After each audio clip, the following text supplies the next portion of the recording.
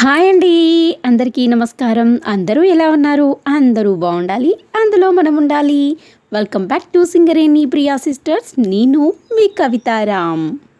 భూమిపైన ఉండే ఎన్నో అద్భుతాన్ని మీరు చూసే ఉంటారు. మరి ఇప్పుడు భూమి లోపల అద్భుతాన్ని చూద్దామా?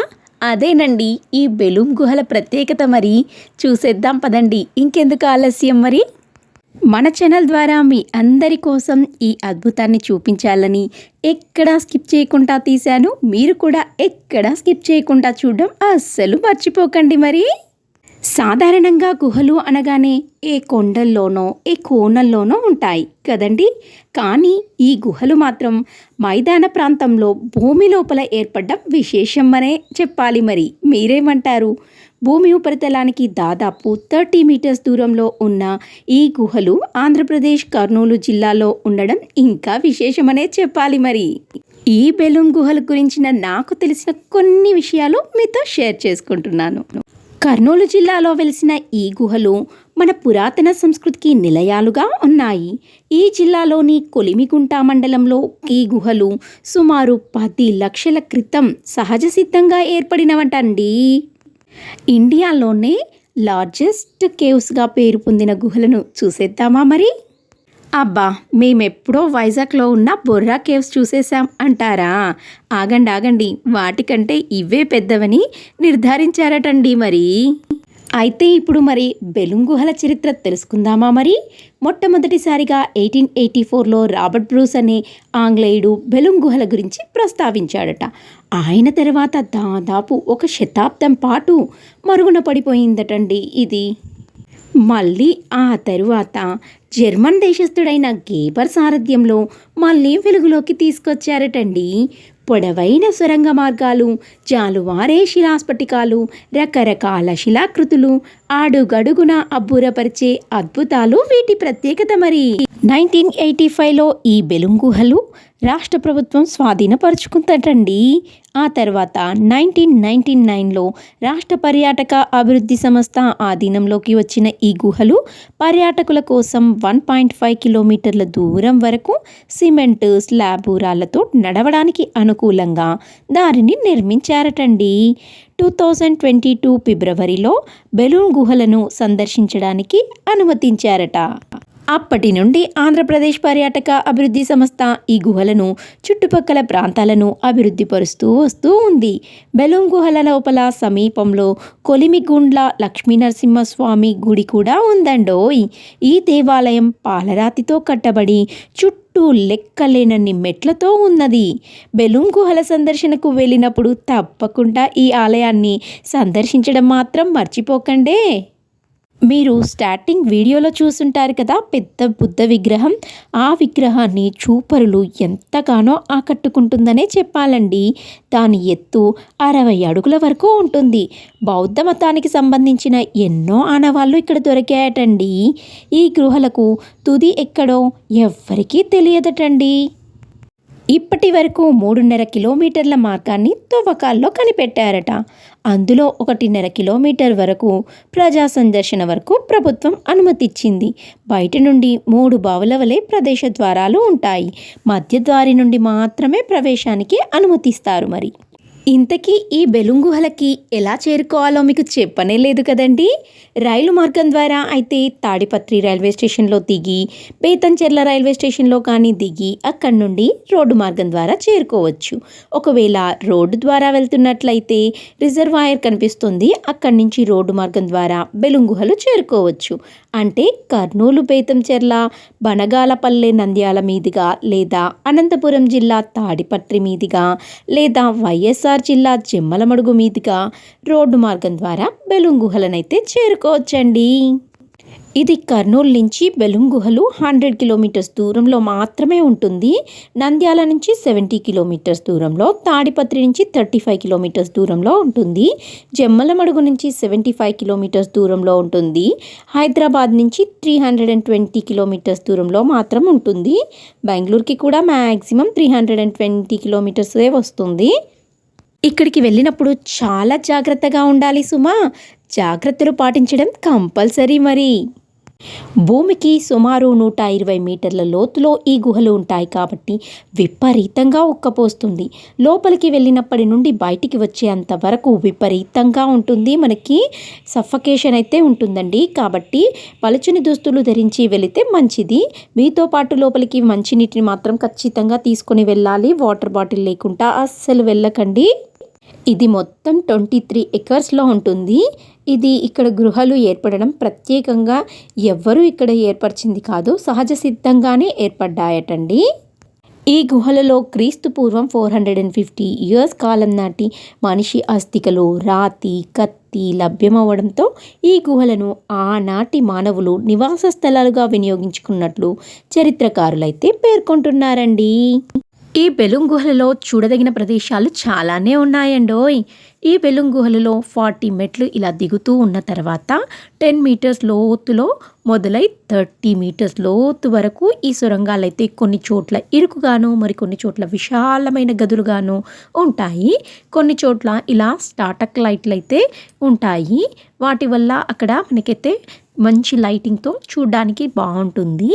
ఈ కృత్రిమ శిలల ఆకృతి ఆధారంగా కొన్ని ప్రదేశాలను వేయి పడగలని, కోటిలింగాలని, ఐరావతమని, ఊడలమర్రి అని, మాయా మందిరం వంటి పేర్లైతే పెట్టడం జరిగింది. ఇవి కాకుండా ధ్యాన మందిరం, గుహల చివరికి పోతే పాతాళగంగా అనే నీటి మడుగు, అక్కడే రాతిలో మలచిన శివలింగం అయితే ఉన్నాయి. విద్యుత్ దీపన కాంతులతో ఈ సొరంగ సోయగాలను తిలకిస్తూ సొరంగాలను ప్రయాణిస్తూ ఉంటే మరో ప్రపంచంలో ఉన్నట్టు సందర్శకులు ఈ గుహలను చూసి మైమరిపోతున్నారనే చెప్పాలి. ఇలా ఈ భూగర్భంలో దాగి ఉన్న ఊహాతీతమైన ప్రకృతి సౌందర్యాలు పోయినంత దూరం సందర్శకులను ఆహ్లాదిస్తూనే ఉంటాయి. గుహలోపల సంవత్సరం పొడవునా 33 డిగ్రీల దాదాపు స్థిరమైన ఉష్ణోగ్రత ఉండి గాలిలో తేమ ఎక్కువగా ఉండడం అయితే జరుగుతుంది. ఇంతకీ వీటి టైమింగ్స్ అయితే మీకు చెప్పనే లేదు కదండి. ప్రతిరోజు మార్నింగ్ 9 నుంచి ఈవినింగ్ 5 వరకు అయితే ఇవి చూడడానికైతే పర్మిషన్స్ ఇస్తారండి. ఈవినింగ్ 5 తర్వాత ఇంకా ఎలో అయితే ఉండదండి. వీటిని చూడడానికి ఇంకా వీకెండ్స్లో అయితే చాలా రష్గా ఉంటుందటండి. అసలు ఇంకా హాలిడేస్లో అయితే ఇంకా చెప్పక్కర్లేదు. మీరు చూస్తూ ఉన్నారు కదా వీడియోలో, ఇంకా చాలా మెంబర్స్ అయితే కనిపిస్తూ ఉన్నారు కదా. ఇలా హాలిడేస్ టైంలో చాలామంది ఎక్కువగా చూడడానికైతే ఇష్టపడుతున్నారటండి. ఇక్కడికి కర్ణాటక, తెలంగాణ, తమిళనాడు రాష్ట్రాలతో పాటు విదేశీయులు కూడా బెలూమ్ గుహలను చూడడానికి సందర్శకులుగా వస్తున్నారట. ఇలా సందర్శకులుగా వస్తూ ఉండడంతో టూరిజం శాఖకు ప్రతి ఏటా 1.79 కోట్ల ఆదాయం అయితే చేకూరుతుందట. ఈ గుహల సందర్శనకు వచ్చే ప్రజల పెద్దల నుండి ప్రతి ఒక్కరికి టికెట్కి అయితే 65 రూపీస్, చిన్నపిల్లలకైతే 45 రూపీస్ టికెట్ అయితే వసూలు చేస్తారు. ఇక్కడ వివిధ రాష్ట్రాల నుంచి గుహల సందర్శనకు వచ్చే వారికి గుహల ప్రాముఖ్యత తెలియజేయడానికి తమిళం, కన్నడ, హిందీ భాషల్లో తెలిసిన తెలుగు గైడ్లు కూడా అందుబాటులో అయితే ఉంటారండి. జిల్లాలో ఉన్న పర్యాటక ప్రదేశాల కంటే గుహల నుంచి టూరిజం శాఖకు వచ్చే ఆదాయం ఎక్కువగా చేకూరుతూ ఉండడం విశేషం. మరి వీటిని చూడడానికి తప్పనిసరిగా మీరైతే గైడ్ని తీసుకొని వెళ్ళాలి. మేము కూడా అలా గైడ్ని అయితే తీసుకొని వెళ్ళాము. మాతో పాటు ఇలా వస్తున్నప్పుడు వేరొక వాళ్ళు గైడ్ని తీసుకోకుండా వచ్చారు. వారికి ఎలా వెళ్ళాలో అర్థం కాకుండా కొంచెం సేపు అయితే తడబడిపోయారు. అలా తప్పిపోకుండా ఉండాలంటే ఖచ్చితంగా గైడ్ సహాయం అయితే ఉండాల్సిందే. మరి మీరు కూడా ఖచ్చితంగా వెళ్తే గైడ్ని అయితే తీసుకొని వెళ్ళండి. భూమికి 20 మీటర్స్ లోపల అడుగున ఉన్న గుహలోకి వెళ్లేందుకు మెట్లయితే నిర్మించారు. గుహలోపల పర్యాటకులు ఆక్సిజన్ కోసం ఇబ్బంది పడకుండా ఉండేందుకు ఇలా గాలి పంపే ఆక్సిజన్ బ్లోయర్స్ అయితే ఏర్పాటు చేశారు. ఈ ఆక్సిజన్ బ్లోయర్స్ ద్వారా కాసేపు అయితే రిలాక్స్ అయిపోయి చక్కగా పిల్లలు మళ్ళీ నడకైతే స్టార్ట్ చేశారు. ఇలా 20 మీటర్స్ 30 మీటర్స్కు ఒక దగ్గర ఇలా ఆక్సిజన్ బ్లోయర్స్ అయితే ఉన్నాయి. వాటి వల్ల అయితే ఆక్సిజన్కి మనకి ఏ బాధ అయితే ఉండదండి. చక్కగా అక్కడ రిలాక్స్ అయిపోయి మళ్ళీ ఫ్రెష్గా స్టార్ట్ చేయొచ్చు అన్నమాట. ఇంతకీ ఇంత కష్టపడి ఇంత వీడియోని ఎందుకు తీశారు, ఎందుకు వెళ్ళారు అని అనుకుంటున్నారా? ఇక్కడ గుహలో శివలింగాలు ఉన్నాయండి. ఒక్క శివలింగానికే మనము చెంబడి నీళ్ళు పోస్తే ఆ శివయ్య కరుణిస్తారు కదా, అలాంటి శివలింగం ఒక్కటి కాదు, ఇక్కడ కోటి లింగాలు ఉన్నాయట. వాటిని చూడడానికే ఇంత శ్రమపడి మిమ్మల్ని తీసుకొని వచ్చాను ఇక్కడికి. ఈ గుహలలో శక్తివంతమైన శివుడు వారి కోరికలను తీరుస్తాడని ఇక్కడ స్థానికులు నమ్ముతారు. భక్తుల సంఖ్య శివలింగంను పూజించడానికి గుహలకు వచ్చింది. ప్రతి మహాశివరాత్రి పండుగ సమయంలో ఉత్సవాలను ఇక్కడ ఘనంగా చేస్తారట.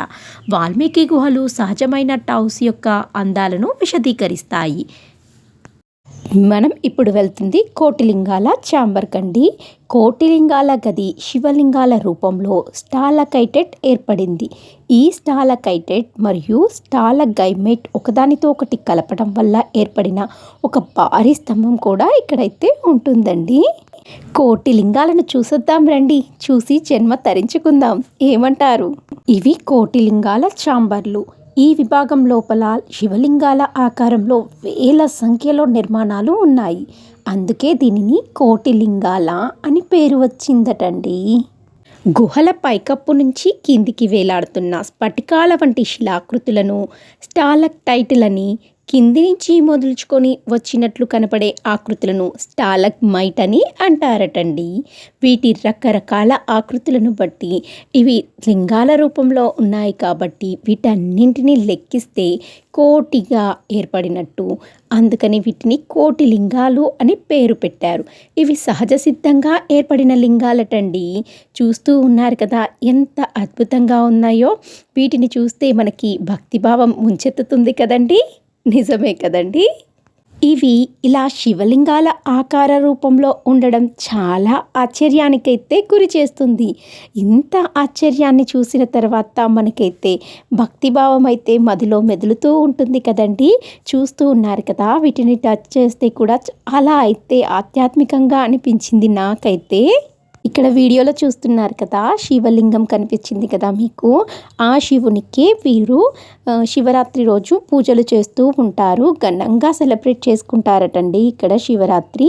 ఇంకా ఇక్కడ పాతాళగంగ ఒక చిన్న శాశ్వత ప్రవాహం అయితే ఉంటుంది. సప్తస్వరాల గుహ కూడా ఉంటుంది. నిజంగానే సప్తస్వరాలు వినిపించేలా ఉంటుందండి. ఇది ఒక సంగీత గది. దీని లోపల ఉన్న స్టాలకైట్లను తట్టినప్పుడు సంగీత స్వరాలు అయితే ఉత్పత్తి చేస్తాయి. దీనిలో ఇంకా సప్తస్వరాల గుహ, ధ్యాన మందిర్, 1000 హుడ్స్ కూడా ఉన్నాయి. 1000 హుడ్స్లో ఏంటంటే నాగుపాము యొక్క 1000 హుడ్స్ ఆకారంలో ఉంటాయట. ఇలా ఇన్ని విభాగాలుగా విభజించి వాటిని సంరక్షిస్తున్నారు కాబట్టి బెలూమ్ గుహల సంరక్షణ మరియు ప్రచారం కోసం భారత ప్రభుత్వం ఏపీటీడీసీ 2003 ఇయర్లో ప్రతిష్టాత్మకమైన నేషనల్ టూరిజం అవార్డుని కూడా సొంతం చేసుకుంది. మరి శతాబ్దాల క్రితం జైనులు, బౌద్ధ సన్యాసులు ఈ గుహలో నివసించినట్లు ఆధారాలు కూడా ఉన్నాయి. ఈ గుహ లోపల అనేక బౌద్ధ అవశేషాలు కనుగొనబడ్డాయి. ఈ అవశేషాలు ఇప్పుడు అనంతపురం మ్యూజియంలో భద్రపరిచాయటండి. ఆర్కియాలజికల్ సర్వే ఇండియా బౌద్ధులకు పూర్వం ఉన్న ఓడల అవశేషాలను కనుగొన్నది మరియు ఈ వస్తువులను 4500 ఇయర్స్ BCE కాలం నాటిదని గుర్తించబడింది. ఈ బెలూమ్ గుహలో ఒక నది కూడా ఉండేదట. దాని పేరు చిత్రావతి నది. ఈ చిత్రావతి నది ఇప్పుడు కనుమరుగైపోయింది. కానీ ఒకప్పుడైతే భూగర్భ జలాల స్థిరమైన ప్రవాహం 10,000 సంవత్సరాలుగా ఈ గుహ వ్యవస్థను చెక్కేసిందటండి. మరి నది కోత కారణంగా గుహ గోడలపై లోతైన గుర్తులు కూడా ఉన్నాయండి. మరియు గుహలో క్వార్ట్జ్ నిక్షేపాలు కూడా కనిపిస్తాయట. ఇవండి బెలూమ్ గుహలు విశేషాలు. మీకు కనుక నచ్చినట్లయితే ప్లీజ్ అండి లైక్ చేయండి, షేర్ చేయండి, సబ్స్క్రైబ్ మాత్రం అస్సలు మర్చిపోకండి. మీలో ఎవరైనా మన ఛానల్ని ఫస్ట్ టైం చూస్తున్నట్లయితే సబ్స్క్రైబ్ చేసి బెల్ ఐకాన్ని ప్రెస్ చేయండి. అలా చేయడం వల్ల మా నోటిఫికేషన్స్ అన్నీ మీకు ముందే వచ్చేస్తాయి.